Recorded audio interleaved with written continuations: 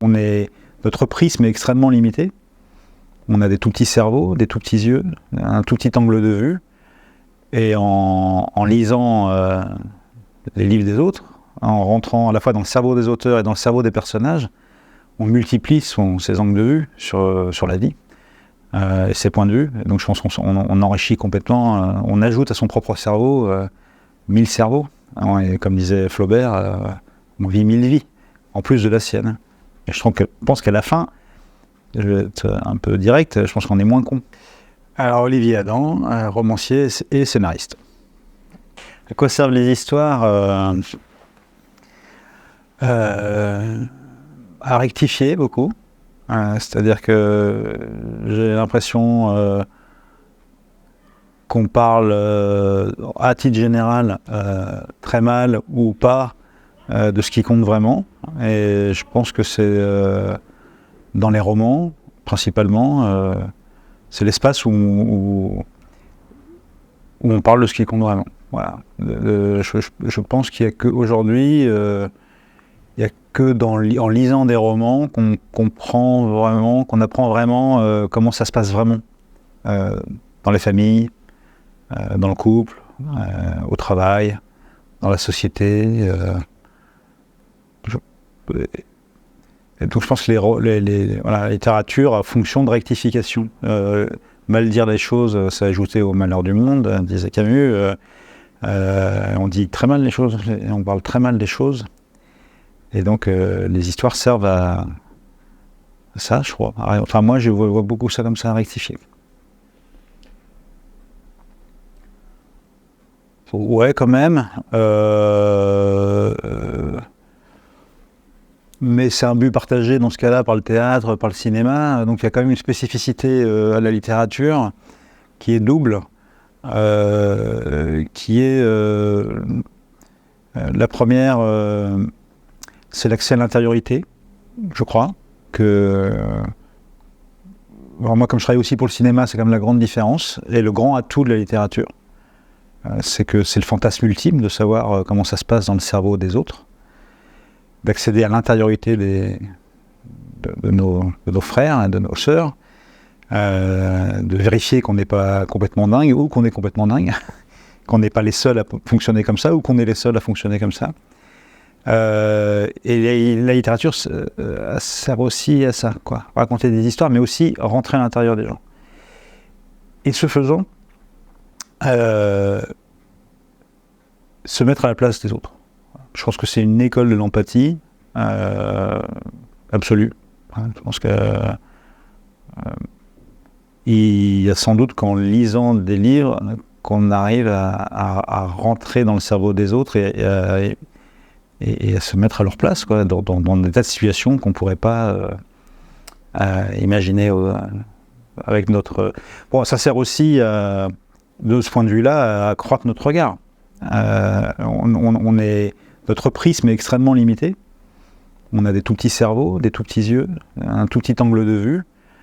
Et en lisant les livres des autres, en rentrant à la fois dans le cerveau des auteurs et dans le cerveau des personnages, on multiplie ses angles de vue sur la vie et ses points de vue. Et donc je pense qu'on enrichit complètement, on ajoute à son propre cerveau 1000 cerveaux. Et comme disait Flaubert, on vit 1000 vies, en plus de la sienne. Et je pense qu'à la fin, je vais être un peu direct, je pense qu'on est moins con. Je pense que la littérature aussi, ça sert à rendre moins con aussi.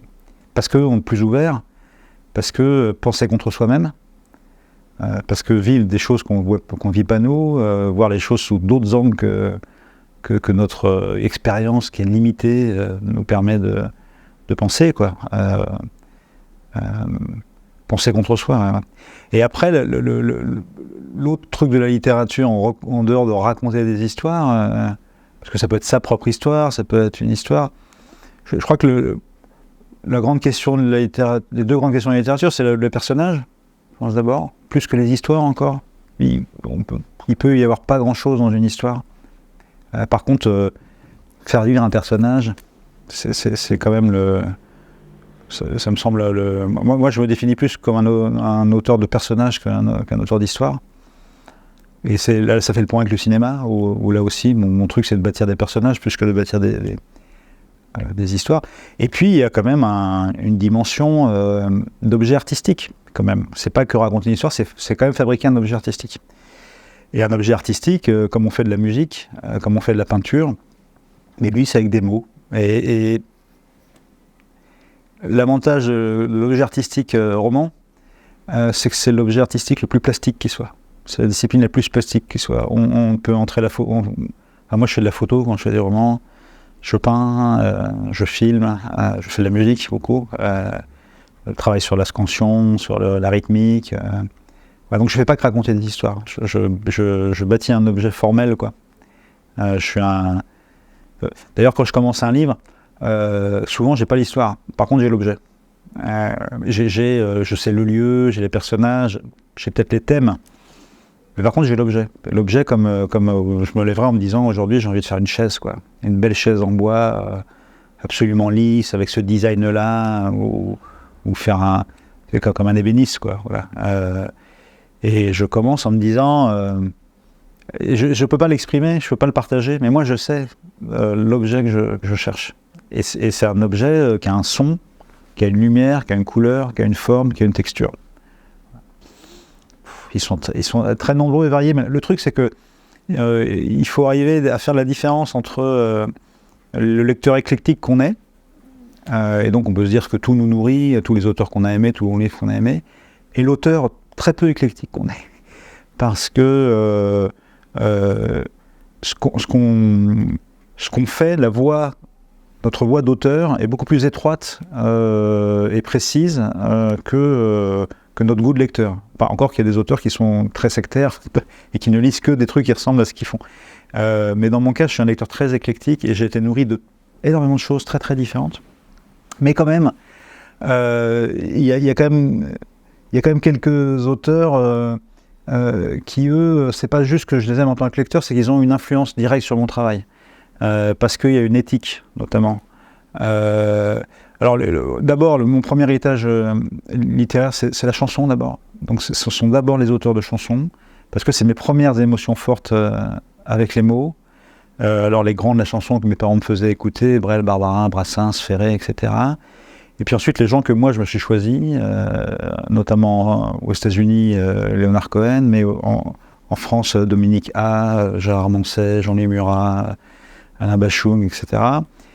Et j'ai commencé par écrire d'abord de la poésie dans l'écho de ces auteurs de chansons-là.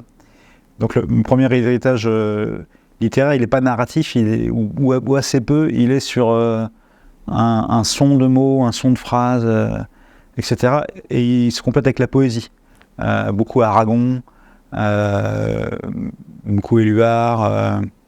Mais Aragon, par exemple, je sais encore aujourd'hui reconnaître ce qui même dans mes romans peut venir de la poésie d'Aragon, ou peut venir des chansons de Dominique A, ou peut venir... Voilà. Et ensuite, au moment où je suis passé plus dans le même mouvement, à être un lecteur de romans, je veux dire, à titre personnel, au-delà de ce que je disais à l'école, quoi. Et un auteur aussi qui est passé de la poésie et des chansons à la narration, à travers le roman. Là, il y a eu des choses très déterminantes. Je pense en premier lieu à Raymond Carver, l'auteur de nouvelles américain, pour 2-3 points, une forme de... on appelait ça le minimalisme à l'époque, j'ai jamais trop aimé ça, mais en gros, voilà, l'idée que pour que ça résonne, il faut qu'il y ait des silences. L'idée d'une écriture orale, enfin, qui va jouer avec l'oralité, avec une certaine économie à l'os, quoi. Une certaine pudeur aussi, beaucoup de non-dits, et quelque chose de très direct. Je pensais toujours à cette phrase de Colette avec les mots de tout le monde écrits comme personne. Et ce travail d'écriture-là, chez Carver, il n'y a pas que la forme, il y a l'éthique du regard, quoi, sur qui il place son regard. Et comment il place son regard. Alors sur qui il place son regard, il place son regard sur nous, quoi, sur les gens.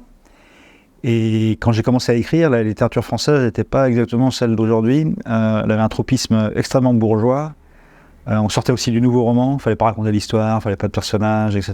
Il fallait que tout soit désincarné. Et j'ai lu Carver et j'ai dit, mais waouh, il parle de mes parents, de mes voisins, de mes cousins, de mes copains. Alors certes aux États-Unis, mais il parle des gens que je vois au bar tabac du centre-ville, de la ville de banlieue où j'habite. Il parle des gars qui traînent en bas des cités. Parce que ces objets, c'était voilà, le barman, le pompier, le plombier, le chômeur, l'étudiant sans fric, les mecs largués, les femmes en rupture, etc. Et donc ça a été vraiment... Et comment il place le regard eh ben, ni d'en dessous, ni avec cette espèce de compassion de curé un peu doloriste qu'on a beaucoup dans une littérature dite sociale, voilà, ni d'au-dessus, c'est-à-dire ni en surplomb, et avec ce truc, on va dire Houellebecquien pour aller vite, de mettre en scène des gens, mais un peu ces pauvres airs qu'on regarde s'agiter avec un peu de mépris. Non, lui, il regarde de front, en frère. Et surtout, ce qui m'a beaucoup marqué toujours, et on retrouvait ça chez des cinéastes comme Cassavetes et tout ça, c'était que Carver n'était pas plus avancé que ses personnages. C'est-à-dire qu'il n'était pas l'écrivain hyper intelligent qui se mettait au-dessus, qui regardait les gens et puis qui prenait des notes et qui en faisait des histoires en sachant lui comment la vie marche, quoi. Non, il était le mec aussi empêtré que dans la vie, et qui faisait des histoires, et quand il disait je, il disait on, il disait nous, quoi. Et donc, c'est une école de ce que je vais appeler le commun. Voilà. Et ça, c'est mon héritage number one. C'est vraiment travailler sur la matière du commun. Dans les deux sens, c'est-à-dire le plus grand nombre, et le commun, ce qu'on a en partage, ce qui nous lie, et s'intégrer. Vous savez, c'est la vieille chanson de Souchon, Full Santé Mentale, quand il dit « il faut voir comment on nous parle ». C'est drôle parce que ce nous, il n'existe pas. Souchon, on sait bien qu'il habite près du Jardin du Luxembourg à Paris, qui prend des voiliers, enfin, qui mène pas la même vie que nous. Mais il arrive à nous faire croire, ou par son regard, ou peut-être d'ailleurs que c'est même pas qu'il nous fait croire, c'est sincère, il est quand même avec nous, parmi nous, et pas au-dessus, quoi. Voilà. Donc il y a eu ça, vraiment, c'était important, Carver, et après... dans la foulée, pas mal d'auteurs américains qui lui doivent beaucoup. Richard Ford, James McInerney, et plein d'autres. Et puis, en France, Jean-Paul Dubois. Voilà, Jean-Paul Dubois qui a été... alors d'abord, Jean-Paul Dubois, la découverte, c'est un auteur très nourri de littérature américaine, mais l'une des découvertes, c'était le droit à l'anti-héros, quoi. Voilà, le droit justement des gens comme nous tous empêtrés dans le bordel de la vie, quoi, et pas nous raconter des histoires extraordinaires de gens qui n'existent pas dans des situations qui n'existent pas, quoi. Et ça a été aussi une vraie leçon. D'autant plus une leçon que quand j'ai commencé à écrire, je considérais Jean-Paul Dubois comme un modèle, toujours d'ailleurs, et assez naturellement, quand j'ai commencé à faire circuler des manuscrits, non pas en pensant que j'allais pouvoir être publié, mais parce que j'avais besoin d'avis, de regard extérieur, et que je ne voyais pas qui pouvait m'en donner, je lui ai envoyé mes manuscrits, que je ne connaissais pas du tout, hein, et il a eu la gentillesse de me lire, de m'appeler, et de me dire 2-3 trucs qui ont fait que j'ai continué. Voilà. Sur le tas, les deux, hein, vraiment tout seul, l'écriture, la vraie question, c'est de se forger, pour moi, hein, c'est de se forger une oreille, quoi. Voilà, que ce soit poétiquement d'abord, et puis après littérairement. Au fond, j'ai souvent cette discussion avec mon éditrice quand je lui remets un manuscrit et que évidemment, et c'est ce que j'attends, on a des points, on a des angles morts, des points aveugles, et donc elle est là pour me les souligner, pour me montrer, bah là t'as pas vu, mais là ce passage marche pas parce que ceci, cela.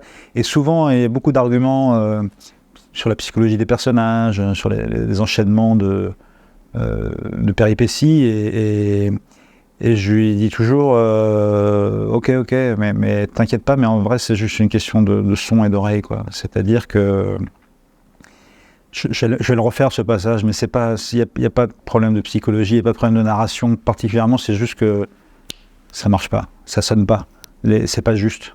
Le rythme, l'enchaînement des phrases, il y a un problème de justesse, quoi. Voilà. C'est juste que je chante fou à cet endroit-là.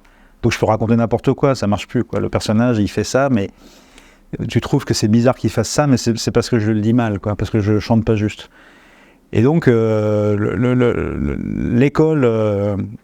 de se forger l'oreille, Hemingway disait un auteur sans oreille, c'est comme un boxeur sans main gauche, quoi. C'est quoi une phrase qui tient debout, quoi. Voilà. C'est quoi et puis une phrase qui tient debout tout seul, ça sert à rien, quoi. C'est quoi un enchaînement de phrases qui tient debout, qui compose quelque chose. Donc voilà. Et puis après, je me suis donc lire beaucoup, évidemment, pour se forger l'oreille à l'oreille des autres. Évidemment que j'ai commencé parfois à écrire des trucs. Et je repense à Jean-Paul Dubois notamment. Sûrement que je les ai tous jetés, mais dans ce que j'ai écrit avant de publier, il devait y avoir des espèces de duboiseries, des copies ou des voilà, mais c'est aussi là-dedans. Par exemple, en chanson, je n'ai jamais trouvé ma propre voix. Je suis toujours resté un imitateur. C'est-à-dire que j'écrivais des chansons, il y en avait une, on aurait dit du Miossec, une, on aurait dit du Dominica, une, on aurait dit du Jean Murat, une, on aurait dit du Bachung, une, on aurait dit du Tian Dao. Et en fait, je savais, mais ça m'a, évidemment, ça a été une école, quoi. En poésie, pareil. Je faisais des poèmes qui ressemblaient vaguement et en beaucoup moins bien à du Philippe Jacotet, par rapport à, ou plus tard, quand j'ai découvert les poètes américains, Bukowski, Carver, etc., Kerouac, ça singeait, quoi. Voilà. Mais, ouais. Et je crois qu'en littérature, je dis ça parce qu'aujourd'hui on me le dit, c'est-à-dire que les gens me disent, quand on ouvre un de tes livres, on sait tout de suite que c'est toi. Au bout de 3 pages, quelle que soit l'histoire, quels que soient les personnages, voilà, il y a eu un moment donné où la voix s'est calée et c'était la mienne. Elle était sans doute faite de plein d'influences et c'était la mienne. Et après, le cinéma, ça s'est fait très simplement, c'est-à-dire que j'ai eu la chance assez vite que des réalisateurs veuillent adapter mes livres. C'était des réalisateurs dont j'admirais le travail, donc ça tombait bien. Et ils m'ont proposé de collaborer à l'écriture. Et je dis, j'adore le cinéma, mais j'y connais rien. Moi, je ne sais pas ce que c'est qu'écrire un film. Et puis, voilà, ils m'ont mis dans le bain et j'ai appris en prenant leurs leçons, quoi, en écrivant avec eux, tout simplement, à la table, quoi. Vraiment, quand on est deux à table devant un ordi, et qu'on est dans le bain et qu'à la fin, il y a un scénario et un film sur les écrans, en 1 ou 2 films, on apprend, quoi. Voilà. Puis après, voilà, après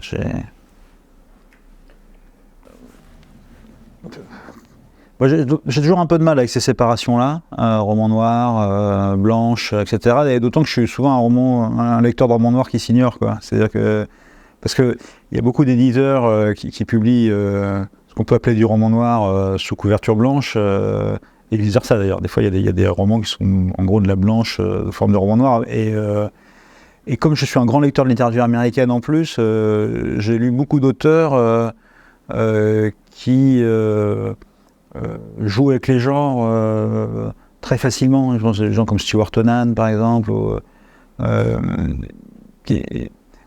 même Denis Lehane, à quel moment il est vraiment dans le polar, à quel moment il est dans le roman noir, à quel moment il est dans le roman tout court. J'ai un peu de mal avec ces séparations-là. Je les trouve pas très fécondes, d'ailleurs. Mais en même temps, voilà, je sais bien quand je fais un roman comme le dernier, il y a une femme qui meurt dès la 4e page, ou la 20e page. Une grande question est de savoir ce qui lui est arrivé, qui l'a tué, dans un village où tout le monde se connaît, et très vite, disons qu'il va y avoir une une colonne vertébrale dramaturgique qui va emporter le lecteur, le convaincre de tourner des pages, et même moi me convaincre d'écrire, d'avancer dans l'histoire, qui est de l'ordre du whodunit, it, quoi, qu'il a fait, voilà. Après, très vite, je m'en vais de ça, quoi.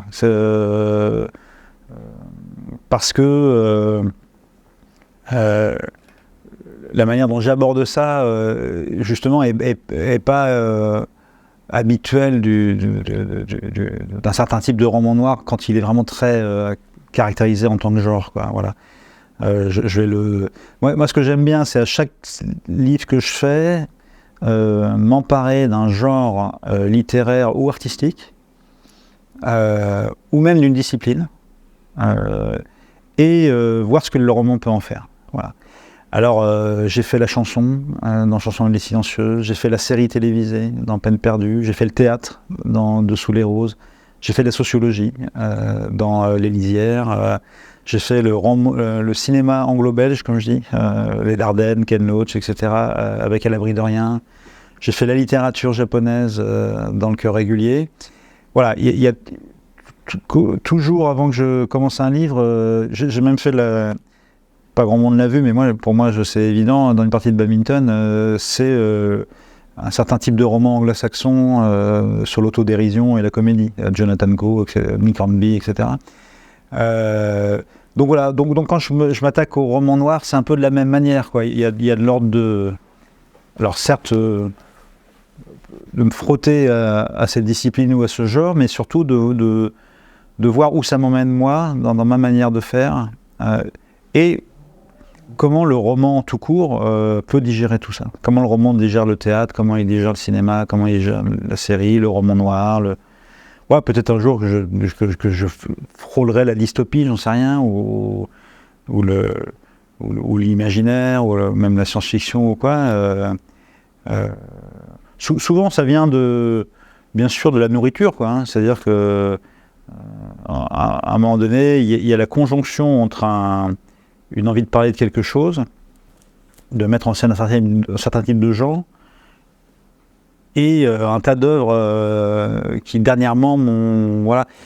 Je me souviens par exemple, au moment de Falaise, j'étais sous perfusion de romans qui jouaient ou non avec les codes de la question autofictionnelle, autobiographique, du récit de vie, de la confidence, de ce côté où en fait un livre, c'est plus une histoire, c'est juste un mec qui vous raconte sa vie. Et dit, voilà, je suis né là, et il m'est arrivé ici, il m'est arrivé ça, et tout ça.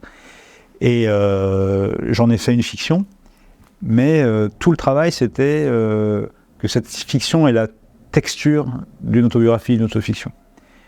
Et d'ailleurs, plein de gens se sont fait avoir. Il y a beaucoup de journalistes qui ont pensé que c'était effectivement un livre autobiographique. Mais là aussi, quoi, ce qui m'intéresse, c'est de détourner le truc pour aller pour avancer vers mon travail, et dans ma démarche, mais aussi souvent, je décide ça à ce moment-là parce que entre deux livres, c'est toujours le truc, quoi. On a l'impression de lire plein de choses, de voir plein de films, des séries, des œuvres plastiques, et puis on voyage à tel endroit, et puis nous arrive ceci et cela dans nos vies, puis on rencontre ces gens-là qui vous racontent ces histoires-là. Et puis tout semble aller dans tous les sens pendant un certain temps. Puis non, c'est pas vrai du tout. Moi, c'est comme ça que naissent ces livres. C'est-à-dire qu'à un moment donné, je me rends compte que tout va dans le même sens. Que finalement, beaucoup des œuvres qui m'ont vraiment touché, soit dans le fond, soit dans la forme, ont un point commun. Et puis que, comme par hasard, ça rencontre de manière étonnante mes préoccupations du moment, mon expérience et tout ce que j'ai recueilli. Voilà. Ce que je veux dire surtout, d'ailleurs, là-dessus au passage, c'est que je crois vraiment, on parlait de raconter des histoires et tout ça, je crois vraiment que les écrivains ne sont pas des inventeurs d'histoires. Enfin, en tout cas, moi, je ne suis pas un inventeur d'histoire. Je n'ai pas l'imagination, on s'en fout complètement. Je suis un cueilleur d'histoire. Et j'organise. Fondamentalement, c'est ça que je fais. C'est que des histoires, il y en a partout. J'ai des grandes oreilles. J'écoute beaucoup. à tel point que souvent, une histoire me vient, mais elle n'est pas du tout de moi.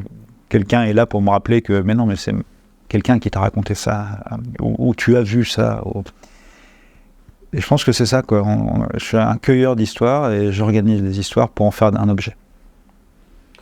Rien de tout ça. Là, vraiment, d'ailleurs, dans mes activités de scénariste, je rencontre et je travaille avec des gens qui travaillent classiquement, avec des fiches personnages, des arches, comme ils disent, et tout ça. Et moi, j'ai collaboré à une vingtaine de films, j'ai un projet de série important sur lequel je travaille en ce moment et tout ça. Et je ne connais rien à ces trucs-là. Je ne sais même pas ce que ça veut dire. Donc je vois très bien que ça marche et que c'est très opérant pour plein de gens. Mais moi, quand je commence un livre, j'ai en tête l'objet, encore une fois, et souvent j'ai à peu près le thème global, la couleur, le son, et j'ai quelqu'un quelque part, quoi. Voilà. Et c'est vraiment et j'ai pas de plan. Voilà. Donc je n'ai aucune idée de ce qui va se passer après. Ou en tout cas une idée vague. J'ai pas de plan. Mais bon, le quelque part, il est très déterminant parce que c'est pas seulement un décor, c'est pas seulement une lumière, une ambiance, une atmosphère, des paysages. Le quelque part, c'est aussi une manière à la fois singulière et collective d'être traversée par l'époque ou l'histoire. Si je décide de faire un livre à Lyon, à la Croix-Rousse, ça va être, je vais à la fois dire des choses de la France qui sont à la fois générales, je dirais, et particulières, parce que je vais être dans un biotope d'où vont surgir ce type-là de personnages, ce type-là de vécu, ou en tout cas vont se côtoyer tel et tel type de personnes. Et donc je vais avoir une sociologie, je vais avoir un petit peuple à mettre en scène. Et c'est pas du tout la même chose que si je vais dans une île bretonne, par exemple. Là, je reviens de l'île de Groix. D'emblée, si je me dis pour mon prochain roman, il est à Groix, ça va être totalement différent. Les gens, ils ont... Voilà. Et en même temps, ils ont tous Michel Barnier comme nouveau Premier ministre, et l'inflation, et la montée de l'extrême droite, et le racisme, enfin, ou je sais pas, enfin, oui, et les crises économiques, et tout ce que vous voulez. Donc voilà. Et ensuite, le quelqu'un, bien sûr, ce personnage-là, une fois que je vais pas le bâtir, mon problème, c'est de le capter, quoi. Et quand je dis le capter, souvent, je sais même pas à quoi il ressemble. Ce que je sais souvent, c'est bon, évidemment, l'âge qu'il a et le milieu social dans lequel il évolue globalement. Mais après, mon problème, c'est de le capter, et j'ai toujours cette image dans tous les premiers essais que je fais quand je commence à écrire un livre. Souvent, je réécris énormément les premières pages, beaucoup plus que ce qui va suivre, parce que j'attends d'être... vous savez, comme on serait sur un poste de radio, là, et puis on imagine qu'il y a des gens qui parlent, puis d'un coup, il y a une voix qui nous intéresse, mais il faut vraiment bouger le bouton dans tous les sens jusqu'à ce qu'il n'y ait plus d'interférences, de grésillements, et qu'on l'entende clairement. Et une fois que j'ai ça, en fait, la question que je pose au personnage, c'est: qu'est-ce que tu fais là ? Qu'est-ce que tu fais là ? Et qu'est-ce que tu vas faire maintenant ? Voilà. Et je fais ça tout le temps, en fait. C'est vraiment c'est comme ça que j'ai écrit un roman, en vrai. C'est une fois que j'ai compris à peu près ce que la personne faisait là, après, je dis: bon, tu vas faire quoi maintenant après ? Et ça avance comme ça. Après, il y a un truc que j'ai toujours à l'esprit, c'est le fusil de Tchekhov, quoi. C'est-à-dire, si tu mets un fusil à l'acte 1, il faudra bien qu'il serve avant, il servira avant la fin, quoi. Donc, c'est pas que je construis, c'est que je me sème à moi-même des... sans le savoir, enfin, sans le savoir et en le sachant, des espèces d'indices, d'aide, d'objets, relais, de thèmes, etc., qui vont me servir plus tard, quoi. Et à la fin, j'ai une dramaturgie, alors qu'au début, j'en ai pas. Elle se crée comme ça. Si je prends l'exemple de Je le mien, ne t'en fais pas, que beaucoup de gens connaissent du fait du film, pendant très longtemps, moi, je découvre que le frère est mort et que c'est le père qui envoie les lettres, les cartes postales, au moment où mon héroïne surprend son père en train c'est-à-dire qu'en même temps que le spectateur, finalement.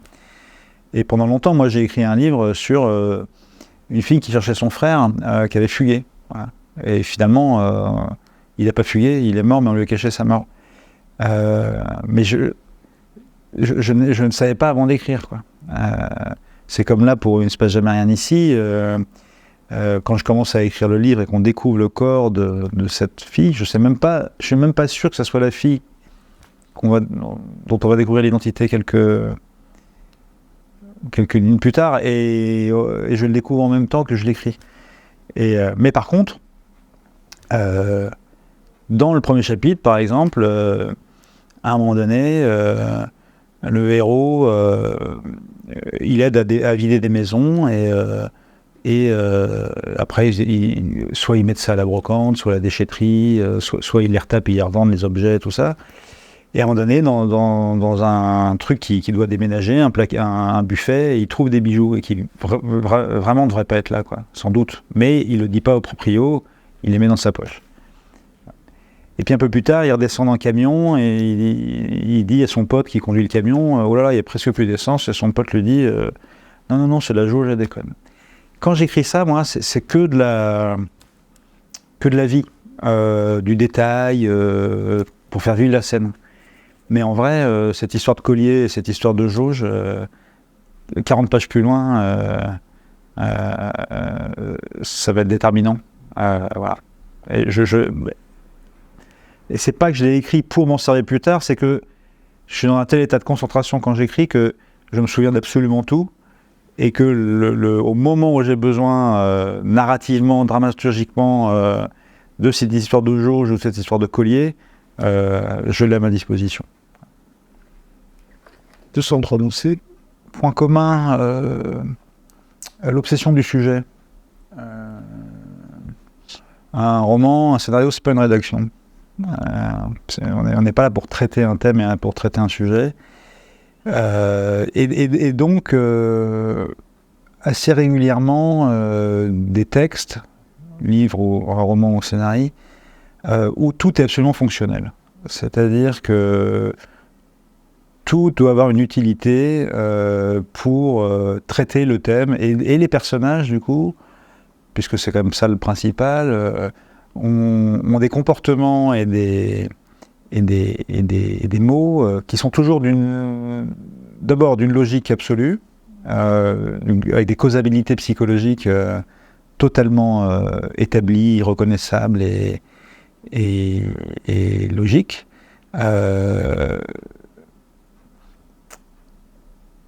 Et voilà, enfin, et là-dedans, il n'y a pas de vie, quoi. C'est-à-dire que personne n'est absolument psychologiquement en totale logique.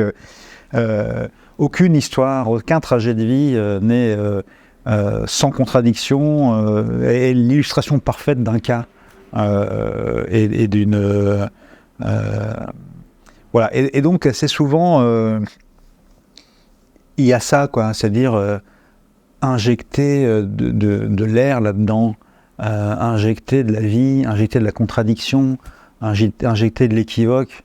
Je me souviens de cette phrase dans Le Maman de la putain de Jean Eustache, il manque deux choses à la Déclaration des droits de l'homme, le droit de se tirer et le droit de se contredire.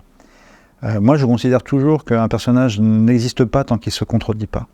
Et en ça, je suis très à rebours de la vision générale, et notamment en ce qui concerne le cinéma et plus encore la télévision, où c'est une question, et un des trucs, la justification des comportements, que ce soit dans les livres et les... Parce qu'après, il n'y a plus de surprise, il n'y a plus de vie, il n'y a plus de vitalité, il n'y a plus de... Et donc, je suis toujours obligé de revenir à une phrase très simple, parce qu'on me dit toujours, oui, mais alors pourquoi il fait ça, dans ce cas-là? Je dis, mais il le fait parce qu'il le fait. C'est tout. Il le fait parce que toi, en tant que scénariste, ou moi, en tant qu'auteur, j'ai décidé, ou tu as décidé qu'il faisait ça. À ce moment-là, il faisait ça. Et bien sûr que c'est pas logique, bien sûr que c'est contre-productif, bien sûr qu'il va contre ses propres intérêts, peut-être même qu'il va contre ce qu'il avait annoncé, ce qu'il a dit, tout ça. Donc, c'est souvent à ces endroits-là. L'autre chose, c'est l'obsession de l'explication et de l'exhaustivité. Voilà. Et donc là, il y a toujours énormément d'accompagnement sur l'ellipse, quoi, et sur la suggestion et l'allusion, et arrêter de nos... Alors là aussi, c'est plus facile à dire au cinéma et en littérature, parce qu'en télévision, par exemple, la règle, c'est qu'on vous annonce ce qui va se passer, on vous montre ce qui se passe, on vous explique ce qui vient de se passer, et on vous rappelle, des fois que vous soyez épicé, 10 minutes plus tard, ce qu'il s'est passé et comment vous devez le comprendre et comment vous devez l'analyser. Et donc, bon, bah, déjà, c'est bien de lutter contre ça à la télévision, et puis de toute façon, de ce point de vue-là, l'arrivée des plateformes a un peu tout balayé, a vachement ringardisé certaines formes de narration télévisuelle, parce qu'ils se sont haussés plutôt du côté du cinéma plutôt que... Voilà, donc il y a beaucoup ça, ouais, ce côté un peu scolaire de traiter un thème, totalement avec des... Et puis l'autre chose, quoi, voilà, j'aime pas trop de place au silence, vouloir absolument tout dire, tout expliquer, tout souligner. Voilà, faut faire confiance au lecteur et puis laisser vivre les situations et laisser vivre les personnages. L'autre chose, c'est l'obsession de dire les choses, quoi. Et je dis toujours, on doit montrer et pas dire.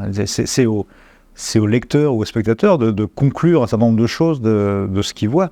Et on ne doit pas énoncer. Voilà, la notion, on ne doit pas démontrer, on ne doit pas énoncer, on ne doit pas professer. Mais ce sont selon moi des défauts qui sont pas des défauts d'amateurs. Hein. Je veux dire, si on ouvre les livres de cette rentrée littéraire, et y compris des livres qui sont promis à avoir des prix littéraires, qui ont les honneurs de la presse et tout ça, il y a un nombre de livres qui sont vraiment dans l'énonciatif, l'explicatif, le démonstratif, et qui sont au fond, dont les histoires ne sont que des prétextes à démonstration, souvent d'ailleurs avec une intention idéologique très marquée, et en fait il faut que enfin voilà, il faut pas que les livres ou les films disent le monde comme il est, et il faut qu'on arrive à... Enfin, on tord tout pour que le monde ressemble à ce qu'on a envie qu'il soit, pour des raisons politiques, idéologiques, personnelles, etc. Donc ouais, je dirais pas mal de choses autour de ça, quoi. Voilà. Donc c'est pas souvent les scénaristes et les auteurs. C'est pour ça que je dis les histoires, la narration. C'est pas souvent là que le bas blesse, je dirais. Et souvent, ils ont plutôt presque trop de péripéties et d'histoires à raconter enfin, j'ai l'impression. Voilà. Bah, d'abord, bouffer des livres, bouffer des films. Ça, c'est la première chose, parce que c'est comme ça qu'on se forme une oreille. C'est comme ça en décortiquant, et même si c'est inconscient, hein, même si c'est pas avec des mots très précis, etc. Moi, j'ai jamais enfin, j'ai décortiqué les choses sans même le savoir.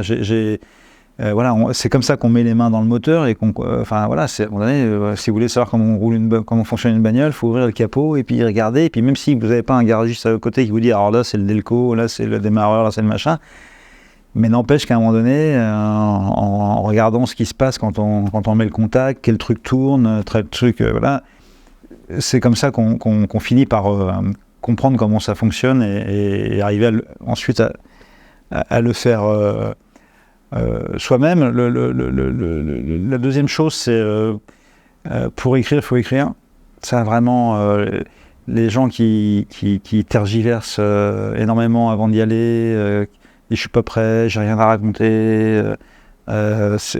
On sait ce qu'on a à écrire que quand on commence à écrire. Ça, c'est donc à mon avis, il faut prendre l'ordi, ouvrir un document et puis y aller. Et puis le troisième conseil, c'est de pas se laisser intimider par l'histoire de l'imagination, quoi.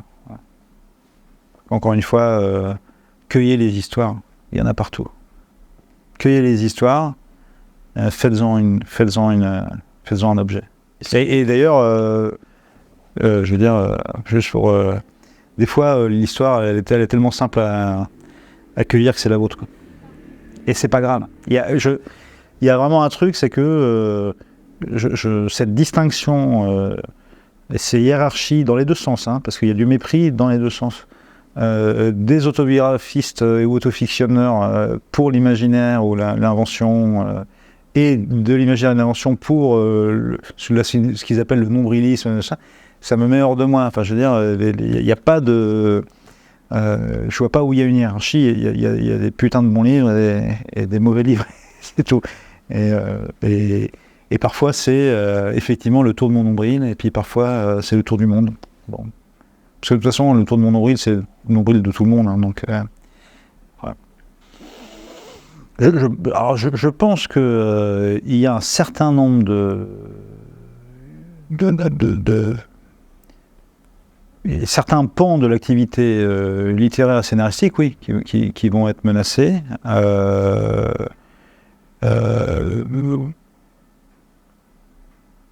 Qui sont, pour aller vite, les versants de la création les plus commerciaux et les plus... oui, les plus sur mesure et les plus marketés. Je pense que les gens qui ont toujours souci, et les éditeurs et les producteurs, de faire ce que soi-disant les gens attendent, et d'ailleurs souvent ça peut produire des résultats, ça marche. Bien sûr que là, à mon avis, ça va être assez compliqué. Voilà. Et je pense que dans une littérature ou un cinéma qu'on va dire plus de création, pour aller vite, je pense que là, comme tout est affaire de regard, de sensibilité, de voix, d'esthétique, de goût, de démarche artistique, je pense que là, ça fonctionnera pas, mais et tant mieux, voilà. Mais oui, je pense qu'il y a tout un pan qui marchera tout seul, avec voilà. Et notamment parce que on voit bien, par exemple, en tout cas sur l'audiovisuel, il y a tellement de robinets à nourrir, que il y en a déjà. Enfin, franchement, il y a déjà des trucs. Enfin, il y a tellement de chaînes, de câbles, de plateformes et tout ça. Il faut tellement mettre du flux. Il y a déjà toute une partie qu'on croirait déjà écrite par de l'intelligence artificielle, mais c'est des œuvres entre guillemets. Qui sont sans nécessité, et puis qui sont sans nécessité pour personne, qui sont là pour remplir de l'espace de cerveau disponible, comme on disait, quoi. Voilà.